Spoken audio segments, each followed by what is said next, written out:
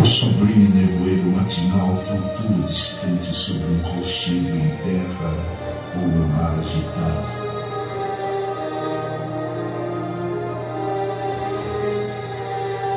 Há uma grande beleza e esplendor do brilho das ondas sobre o sol do meio-dia, quando a brisa se impregna do perfume de 1000 flores. Há uma graça, um descanso inexplicável nos matizes de púrpura vinho que a tarde espalha sobre o mar.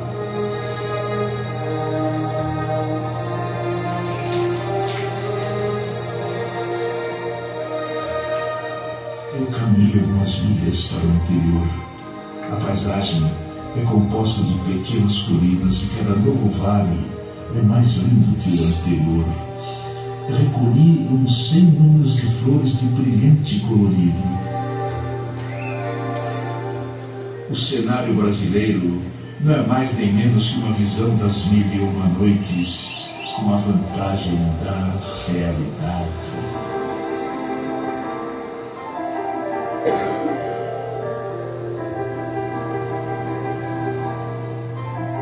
A mata, em algumas partes, mostrava cores de verde escuro, verde claro, verde acinzentado, verde azulado, azul mais claro, azul vivo, em sucessão regular, enquanto as manchas de nuvens, ajuntando-se diante do sol, marcavam a paisagem com sombras.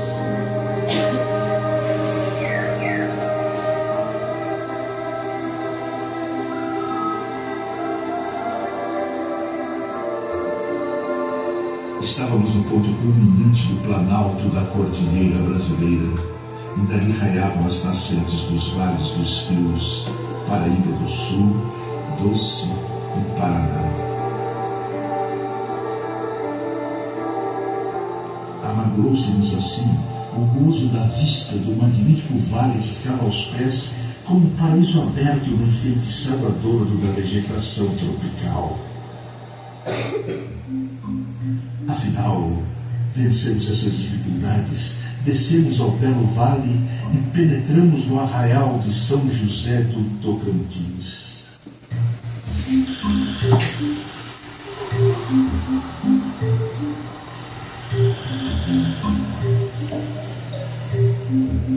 Entre outras coisas, diz que atravessaram grandes serras e montanhas, tudo muito despovoado, que chegaram até onde chamam de campo, que é onde começa a terra povoada. A planície é ondulada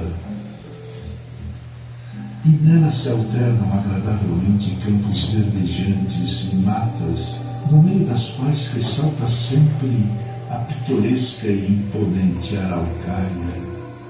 Estávamos cercados de gigantes pinheiros, repletos de variadas espécies de aves. Parecíamos estar respirando a verdadeira essência da vida, tudo em volta como que partilhava desse gozo de viver.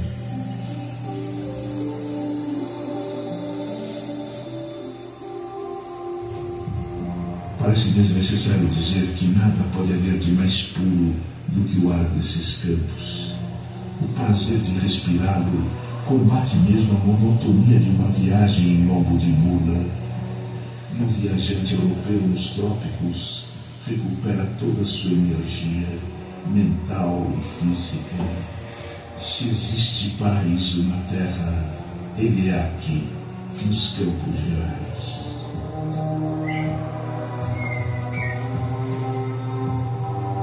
A 1º de dezembro chegamos a um rio que os índios chamam de Iguaçu, que quer dizer água grande. Naquele rio, o governador seguiu adiante e com sua gente, aos 3 dias do mês de dezembro, chegaram a um outro rio, que os índios chamam de Tibagi, que era todo ladrilhado, com lajes grandes e tão bem formadas, como se ali tivessem sido colocadas pelo homem.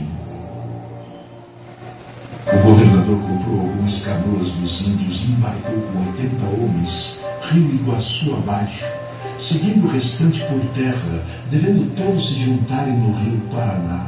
Mas, ao descerem no rio, a correnteza era tão forte que as canoas corriam com muita fúria. Logo adiante do ponto onde haviam embarcado, o rio dá uns saltos por alguns penhascos enormes e a água golpeia a terra com tanta força que de muito longe se ouve o ruído.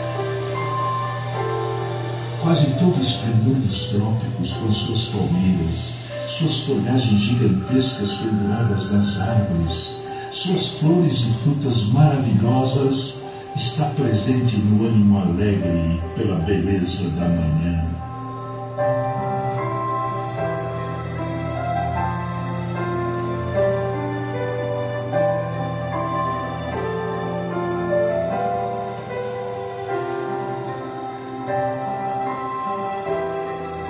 Esta terra, Senhor, parece-me que de ponta a ponta é toda a praia, muito chã e muito formosa. Pelo sertão, nos pareceu vista do mar muito grande, porque a estender olhos não podíamos ver senão terra e arvoredos, terra que nos parecia muito extensa.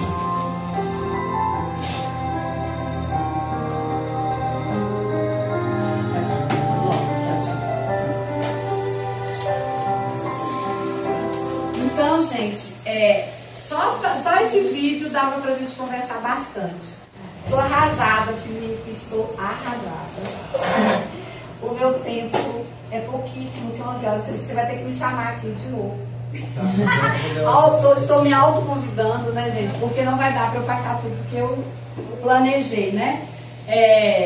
Só naquele vídeo ali que eu queria comentar com vocês, dava pra gente conversar sobre conservação e preservação, porque aquele vídeo foi feito pela Fundação do Boticário para um congresso de unidades de conservação, que são áreas que são conservadas oficialmente, né, por lei aqui no Brasil.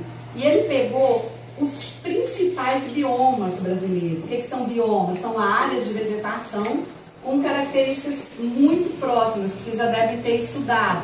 Aí ele mostrou o cerrado, os pampas, Mata Atlântica, Floresta Amazônica, né, Caatinga. Então esse vídeo pega todos os biomas brasileiros e destaca as características importantes de cada um. Vocês viram o lobo, vocês viram a araucária bichifolha, né, aquele pinheiro lindo, que ele ocorre no sul do Brasil.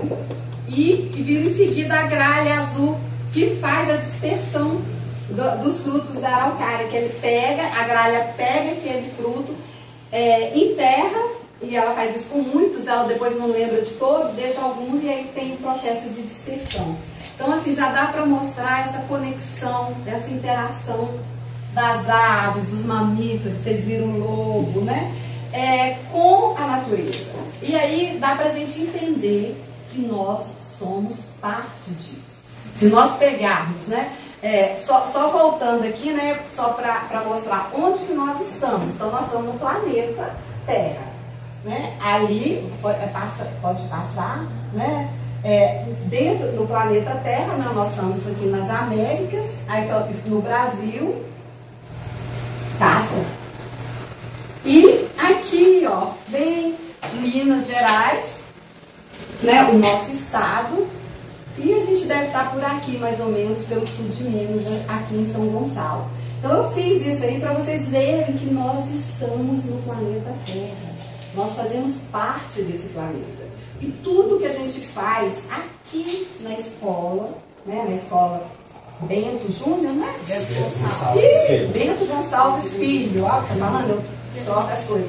Mas o que a gente faz aqui, no nosso entorno, afeta todo esse planeta.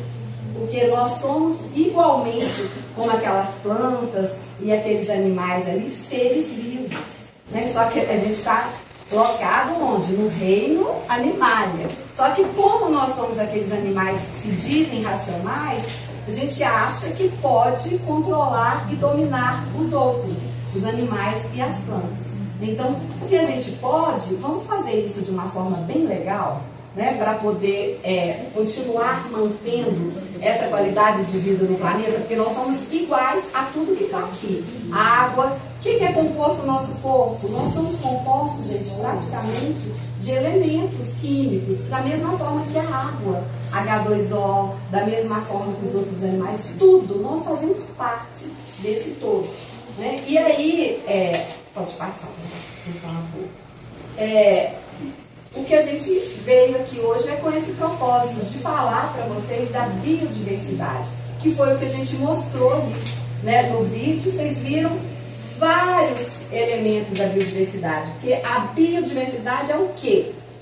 É a quantidade, é a existência bio, né? Esse primeiro prefixo aqui, bio, significa vida.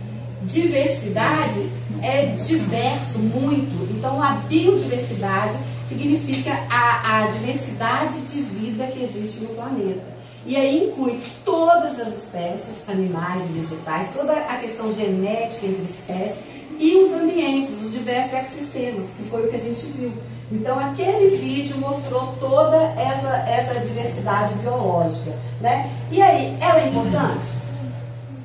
Extremamente importante, né? Porque sem ela, o Aloysio mostrou todo o processo dos serviços ecossistêmicos que as aves fazem, porque senão a gente não estava alimentando. Então, se ela é importante, vocês acham que ela deve ser conservada? Sim. Preservada? Sim. E aí a gente pergunta, né?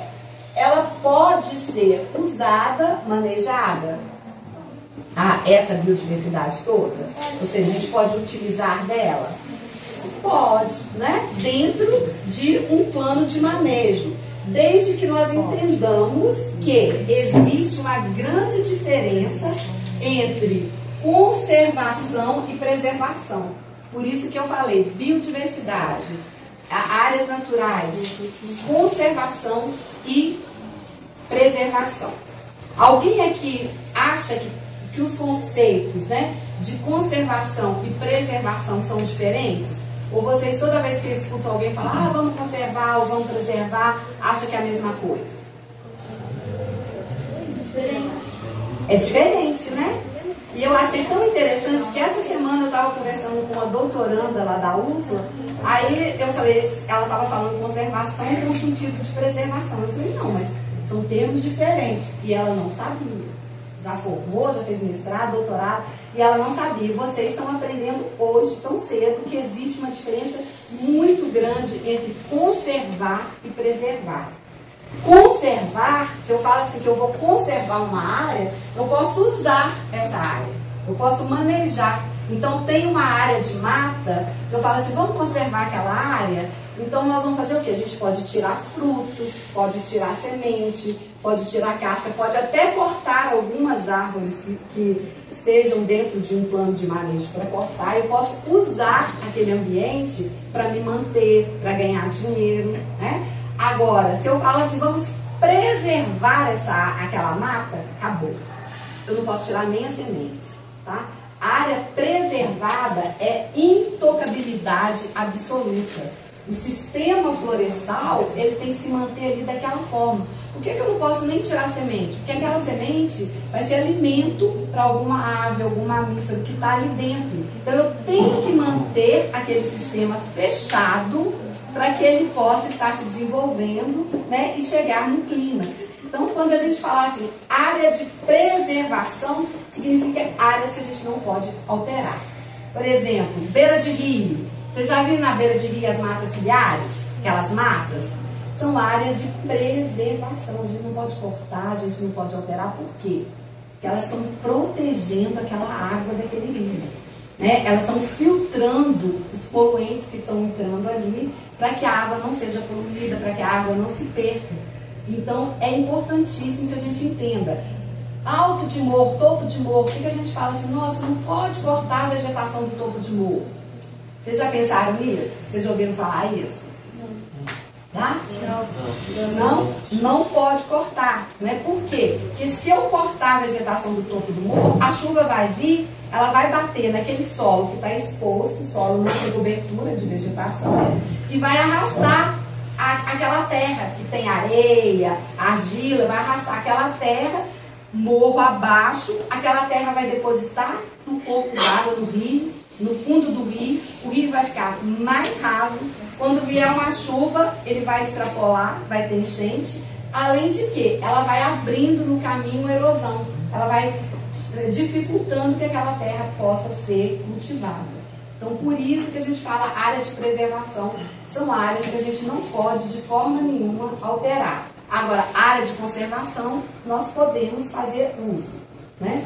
Então, a gente mostra as principais ameaças para essa biodiversidade tão importante para a gente.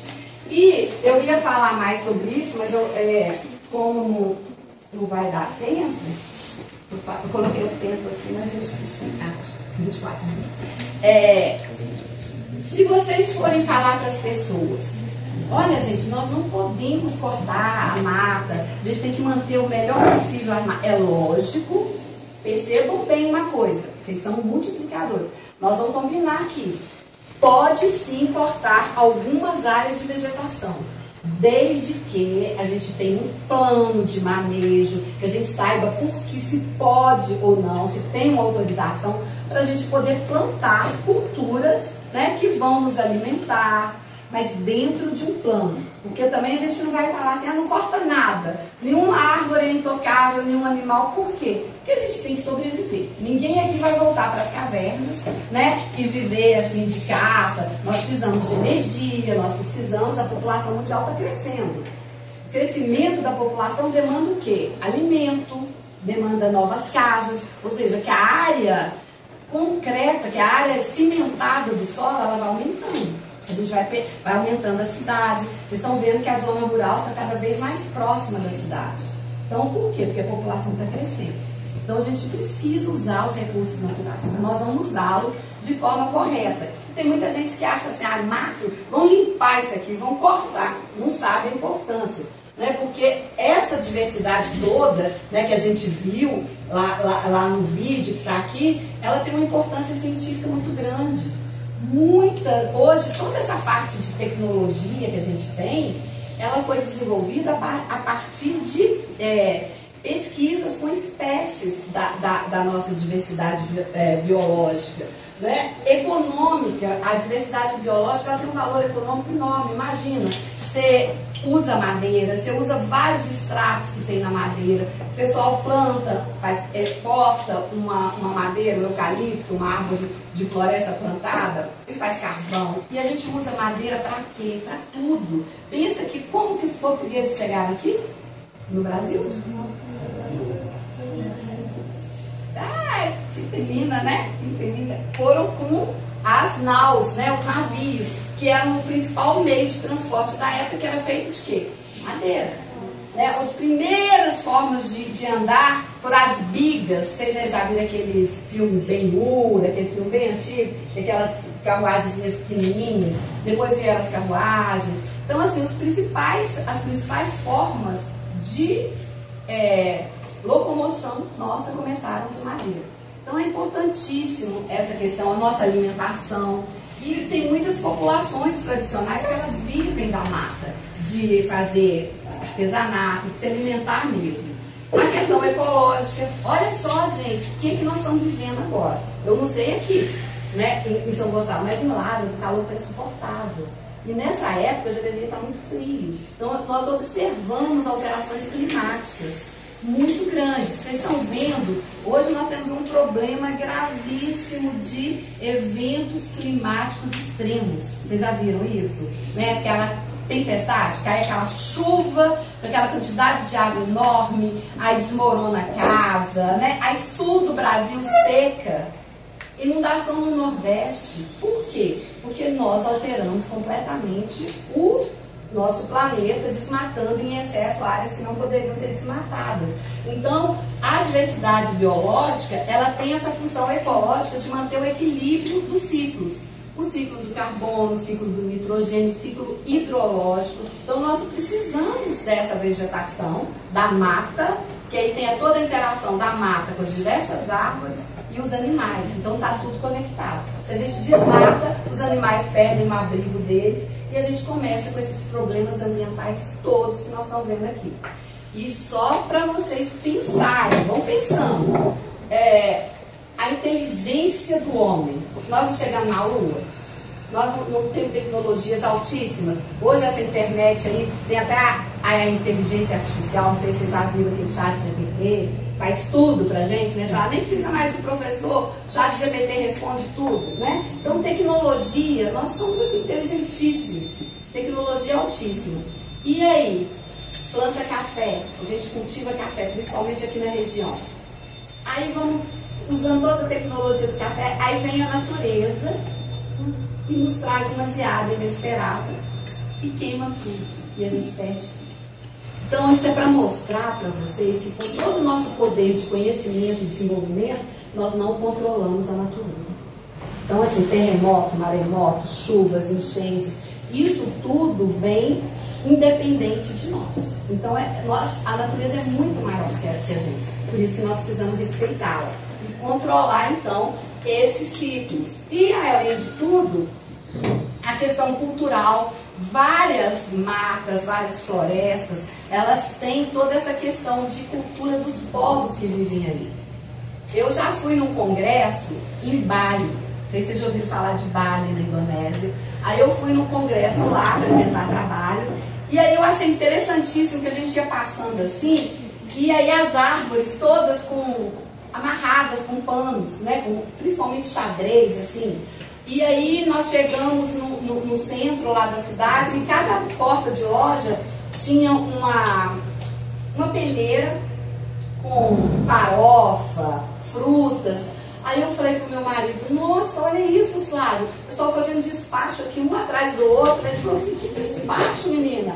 Isso é oferenda para os deuses que eles colocam, porque lá a vegetação, os animais, eles são os deuses, eles que são seres maiores. Então eles respeitam demais. Então eles vestem as árvores, porque são deuses deles. É interessantíssima essa questão cultural do respeito à diversidade biológica, né? E além disso, social. Pensa como que nós usamos a diversidade na nossa vida, no nosso dia a dia.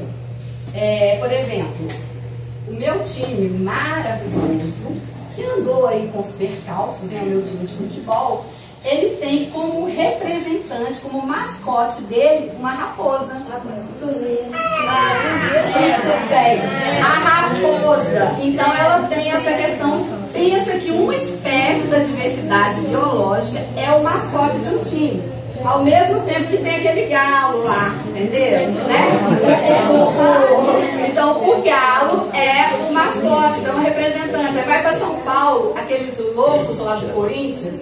Qual que é o símbolo deles? Avião, né? São os gaviões da Fiel. Então são espécies da nossa diversidade biológica que tem toda essa questão social e cultural que representam, né? Pensa a importância pensa no Canadá, que é um país assim, super desenvolvido. A bandeira do Canadá é uma folha do plátano, que é a principal espécie lá.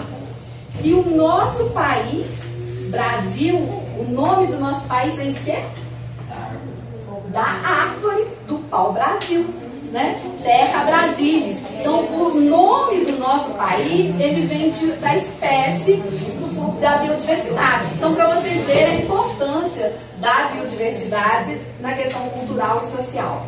Professor, só duas pessoas para me perguntar. A gente tem um projeto que no ano vai iniciar, tinha comentado, uma lei que não sei se está recordando, nós vamos iniciar a semana que vem. O professor deixa portuguesa, mas dentro da postula 4 do 8º ano, que a gente finalizou esse ano, tem uma proposta de construir uma horta orgânica, trabalhando no gênero textual. Só que nós modificamos, e a nossa intenção é fazer uma visita ao Rio Sapucaí, e eles vão cultivar aqui na escola as sementes de árvores, vão plantar tudo ecológico, aproveitar a embalagem reciclável, tem todo o processo na apostila.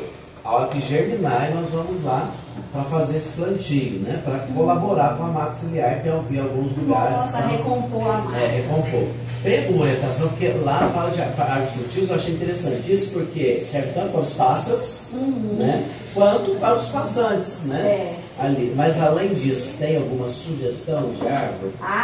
Ali tem várias que a gente pode plantar. Para a margem. Né? Isso, aí a gente tem que escolher espécies que elas são adaptadas a solos mais inundados, que são solos que têm uma quantidade maior de água. Mas isso aí a gente pode passar por isso, né? Lá, as principais espécies para recomposição. A gente conseguiria mudas? Olha, tem viveiro lá? Tem viveiro, mas está meio desativado, né? Mas a gente consegue mudas com a Fundação SOS Mata Atlântica, que é uma ONG assim, fantástica. Ela tem muitas mudas para essa região de mata, né? Igual o Ló falou. Aqui é uma transição, não é pótolo, tem cerrado, tem mata, mas a Fundação SOS Mata Atlântica atende essa região. A gente pode conseguir, né, gratuitamente, a gente espera. Né? Então, toda essa questão, além disso, a questão emocional. Eu sentei ali, perto do Matheus, né? E aí, eu fiquei pensando quando eu era da escola, que a gente paquerava, né? Imagina, né, gente? Não, gente, eu tenho 60 anos, por favor, né? Mas eu lembrei, tô paquerando você não, Matheus. A época que eu estudava na escola, e aí a gente falava paquera. Hoje eu nem sei mais o que vocês falam, quando estão assim. Não falo, né? Mas paquera. É como é que fala? Crush? É o crush? Então. Rolo, picante. Nossa, não. Na minha época era paquera. Então a gente estava paquerando, aí eu virava com uma amiga minha e falei assim, nossa, aquele menino é um gato. Então a gente lança a mão da diversidade para poder falar as coisas, né? E eu, quando erro alguma coisa, eu tô nervosa, eu faço alguma coisa errada, eu falo assim, não, mas eu sou uma anta. Errei, né? Eu sou uma anta. Aí eu faço o mesmo erro, aí eu falo, eu sou uma anta de patinete, né? Então, assim, a gente usa a diversidade biológica no nosso dia a dia. É isso que para vocês verem a importância dela. E toda a questão estética, né? Imagina uma área degradada.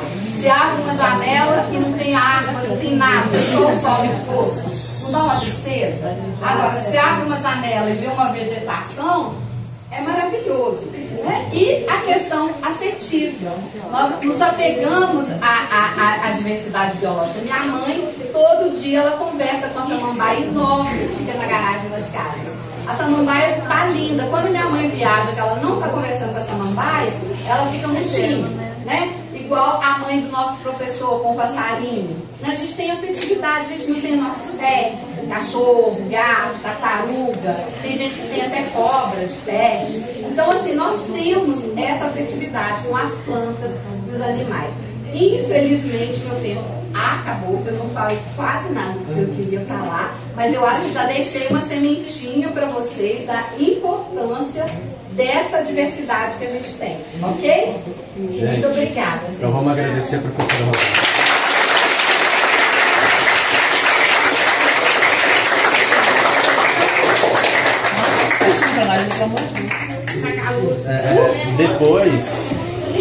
Depois eu até te mandar mensagem, Rosângela, porque assim, e na verdade, pessoal, é uma vontade nossa da gente conseguir levar os meninos para conhecer a universidade. E aí, de repente, a gente poderia juntar de novo para poder concluir a palestra e ter mais tempo. Passar o dia lá e tudo mais. Levando em consideração. Eles sonharem, né, com a faculdade, entender o que é uma faculdade, porque às vezes eles não têm essa visão. Eu ia até passar o vídeo, mas não deu tempo, mas de repente, se eles forem lá, eles vão conhecer mesmo, né? Ver a dimensão que é, que se você estudar desde agora, se dedicar, conseguir uma nota boa no Enem, é uma faculdade que vocês não vão pagar. Né? Muita gente de São Gonçalo estuda lá, muita gente vai, fica lá, fica em alojamento. Tem alunos meus que formaram comigo, que estão lá, né? Minha cunhada, a irmã dela. Lívia, a Carla. Então, assim, é possível, a gente tem que conhecer, experimentar, ter o gostinho para sonhar, né? Vai sim, porque a coisa que a Roberta falou ali que eu achei maravilhoso, maravilhoso. Viu, Vinícius? Presta atenção. Você pode ser o que você quiser. Ela falou isso. Quando você tem um estudo, você entra numa universidade, você pode ser o que você quiser. Então, gente, nós temos que transformar a nossa vida. Eu sou mulher, vocês estão vendo, mulher, né? Negra, e era de origem pobre. A minha mãe é semi-analfabeta. Meu pai só teve fundamental. Eu saí lá do sul da Bahia e fui estudar em Viçosa, na Universidade Federal de Viçosa. Tinha semana que eu comia só sopa de inhame, porque não tinha dinheiro para comer mais. Então, assim, mas eu formei, tá? Sou professora titular de uma das melhores universidades do Brasil. Viajo, igual eu falei para vocês, vou para Bali, né? Fui para Bali. Eu conheço a Europa, eu conheço a África, eu conheço os Estados Unidos. Eu já viajei quase o mundo. E, assim, vindo de uma pessoa, mulher negra e pobre. Por quê? Porque eu estudei e formei. O inglês foi...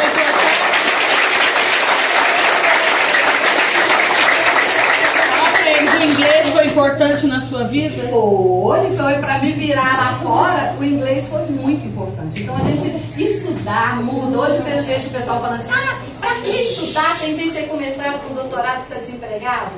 Se você quiser transformar a sua vida, você tem que estudar, você tem que formar e ser alguém que cuidar dos seus pais. Hoje meu pai é falecido, mas a minha mãe mora comigo. Ela tem uma vida boa, por quê? Porque eu estudei, eu passei em concursos, eu entrei, eu ganho. E é lógico, gente, eu tô falando mas Deus é meu pai. Eu não faço nada sem pedir a permissão para ele. Eu respeito Deus e eu sou grata, sou muito grata, por isso que eu sou alegre. Eu acordo alegre, eu estou sempre rindo, por quê? Porque eu sou grata, eu tenho gratidão a tudo que Deus me deu. Até as fominhas que eu passei, até todos os preconceitos que eu sofri. Eu sou casada com um homem louro, eu tenho gêmeas, uma é morena, outra é loura. Quando a Carol era pequena, às vezes eu estava andando com ela na rua, o pessoal achava que eu era babá da minha filha. Porque imagina, uma mulher preta igual eu, uma filha loura, é babá. Então, assim, eu sou grata aos preconceitos, porque tudo isso me fez crescer. E ninguém te falou, né? Ninguém para a gente. Se vocês escolherem se ser bons e boas pessoas, não vai passar perto de ninguém, não vai maltratar ninguém, tá? Se vocês escolherem o bem, escolherem estudar, vocês vão explodir, porque ninguém para a gente quando a gente está com Deus e está com essa visão de melhorar a vida. Eu espero ver vocês lá na universidade, fazendo o mesmo caminho que eu fiz, ok?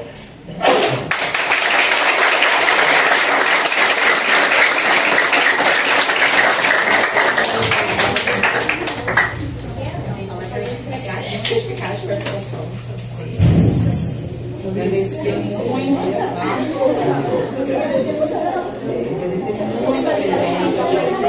aqui, ó, a linha, amo viajar. Que chique!